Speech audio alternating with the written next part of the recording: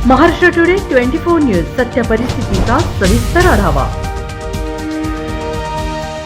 मनपाचा विद्युत पुरवठा खंडित, पिण्याच्या पाण्याचा गंभीर प्रश्न, प्रशासनाचा निष्काळजीपणा। शहराला पाणी पुरवठा होणारा विद्युत पुरवठा खंडित करण्यात आल्याने पिण्याच्या पाण्याचा प्रश्न गंभीर बनला असल्याने नागरिकांत मनपा प्रशासक विरुद्ध चीड निर्माण होत असून नेहमी वीज पुरवठा खंडित होत असल्याने मनपा का उपाययोजना करत नसल्याने नागरिकांना वेठीस धरल्याचा प्रकार असल्याने प्रशासक, आयुक्त व जिल्हाधिकारी वर्ग हे एका प्रकारे निष्काळजीपणा करीत असल्याचा आरोप लोकश्रेय मित्रमंडळाचे संस्थापक अध्यक्ष तथा लोकश्रेय न्यूजचे संपादक सलीम इनामदार यांनी केला आहे। सध्या पावसाळा सुरू होण्यापूर्वी नाली व नाल्यांची स्वच्छता होत नसल्याने नाल्यांमध्ये अनेक ठिकाणी गच्च भरलेले असून दुर्गंधी पसरल्याने शहराच्या नागरिकांचे आरोग्य धोक्यात आले असल्याने रोडवर नाल्यातील घाण कचरा, दुर्गंधीयुक्त पाणी रोडवर वाहत असल्याने नागरिकांना, महिलांना व वाहन चालकांना, विद्यार्थ्यांना रस्त्यातून चालण्यासाठी त्रास सहन करावा लागत असल्याने याची सर्व जबाबदारी मनपा आयुक्त प्रशासनावर येत असल्याने निष्काळजीपणाचा कळसच गाठला असल्याचे दिसत आहे। मोकाट कुत्र्यांमुळे अनेक मुलं मरण पावली तर काही शेळ्या मेंढ्यांना सुद्धा हे मोकाट कुत्रे लक्ष्य करत असल्याने नागरिकांना व मुलांना हे मोकाट कुत्रे चावत असल्याने मनपा केवळ बघायची भूमिका घेत असल्याने नवीन घरपट्टी सुद्धा लावत नसल्याने उत्पन्नावर भर देत नसून गुत्तदारी वर्गांचे बिल काढण्यात व टक्केवारी घेण्यात मनपा प्रशासन मजगूर असल्याचे चित्र दिसत आहे। नागरिकांना मूलभूत सुविधा देण्यासाठी मनपा प्रशासक जर निष्काळजीपणा करत असेल तर नागरिक व लोकश्रेय मित्रमंडळ लोकशाही पद्धतीने आंदोलन करतील असा इशाराही सलीम इनामदार यांनी दिला आहे। मुंबई येथील होल्डिंगमुळे मृत्यू पावलेले नागरिक तर परभणीतील अवैध होल्डिंग मनपा प्रशासनाने तत्काळ काढावी, बेकायदेशीर विरुद्ध कारवाई करावी। शहरातील व ग्रामीण भागातील नागरिकांना लघुशंकेसाठी त्रास सहन करावा लागत असल्याने शौचालय व मुतारी व कर्मचारी नेमले असून फक्त पगारासाठीच नेमलेले आहेत का असा प्रश्नही नागरिकांत उपस्थित होत असून कर्मचाऱ्यांना देखील वेळेवर पगार मिळत नसल्याची ही खंत सलीम इनामदार यांनी व्यक्त केली आहे। महाराष्ट्र टुडे मराठीसाठी ब्युरो रिपोर्ट, परभणी। मनपा प्रशासनाच्या निष्काळजीपणामुळे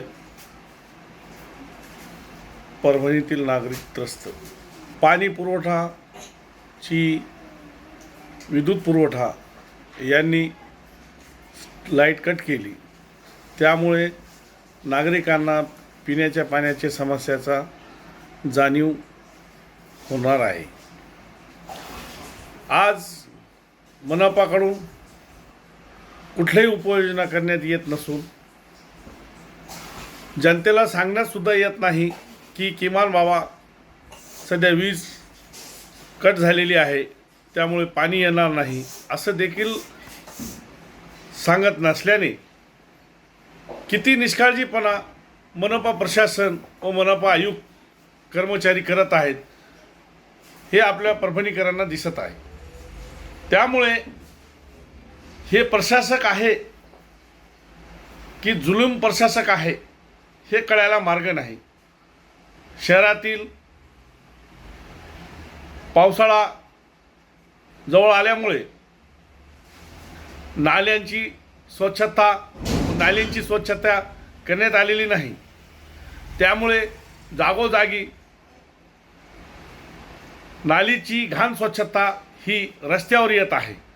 त्या रस्त्यातून लोकांना त्या दुर्गंधीच्या पाण्यातून आपले वाहनं, शाळेतील विद्यार्थी अथवा ट्युशन घेणारे विद्यार्थी, नागरिकांना, महिलांना कसरत करावी लागत आहे। मनपा प्रशासन हे उघड्या डोळ्याने बघत आहे, निवांत आपल्या गार झोपेचे सोंग घेण्याचा प्रयत्न करत आहे। सध्या मनपाने आणखीन एक योजना राबवली आहे, घरपट्टी लावून घ्यायची नाही नवीन प्लॉटावर किंवा भूखंडावर, त्यामुळे ते उत्पन्न सुद्धा मनपाला होत नाही। हा कुठून कसला नियम काढला मनपालाच माहीत आहे। म्हणजे उत्पन्न देखील करायचं नाही, एका बाजूला उत्पन्न नाही आणि राज्य शासनाच्या यांच्या विरोधात बोंबलायचं हे देखील आहे। 2-2 महिने 4-4 महिने कर्मचाऱ्यांची पगार होत नाही, आंदोलनं सुरू आहेत. हा काय तमाशा आहे? ह्या सगळ्या परिस्थितीमुळे महानगरपालिका ही जबाबदार आहे. मुंबईसारख्या ठिकाणी 16 ते 18 लोकांचा मृत्युमुखी पडला. हेल्डिंग परभणीत देखील अनधिकृत लावलेली आहे.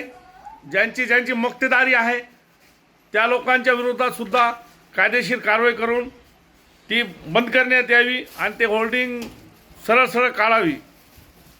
अन्यथा परभणीकरांचे कोणाचा जीव धोक्यात जाईल हे सांगता येत नाही. ग्रामीण भागातून येणाऱ्या लोकांना लघुशंका नसल्यामुळे त्यांना देखील लघवीचा त्रास सहन करावा लागत आहे. तर झालेले मुतारी आणि त्याच्यावर निरीक्षण केलेले कर्मचारी यांची फक्त पगार काढण्यात कर्मचारी अधिकारी मग्न आहेत. परंतु काही मुतारी काही दिसत नाही.